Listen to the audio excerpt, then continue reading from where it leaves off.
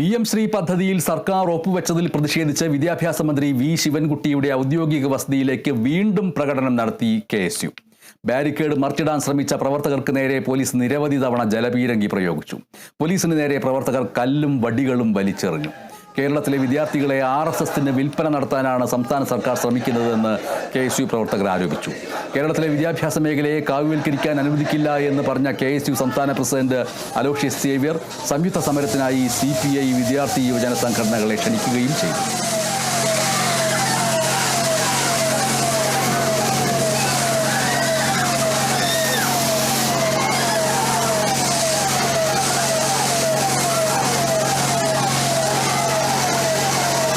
അങ്ങനെ നമ്മൾ വളർത്തിയെടുത്ത, നമ്മൾ വലുതാക്കിയ വിദ്യാഭ്യാസ മേഖലയിൽ നമ്മൾ മോഡലായി കൊണ്ടുപോയ നമ്മുടെ സ്കൂളുകളെ ഇവന്മാർക്ക് സംഘപരിവാറിന് വിൽപ്പന നടത്തുന്ന ആ കച്ചവടത്തെ, ആ ഡീലിനെ കേരള വിദ്യാർത്ഥി യൂണിയൻ ശക്തിയുക്തം എതിർക്കുമെന്ന് പറഞ്ഞുകൊണ്ട് ഞങ്ങളുടെ പോരാട്ടങ്ങൾക്ക് തുടക്കം കുറിക്കുകയാണ്.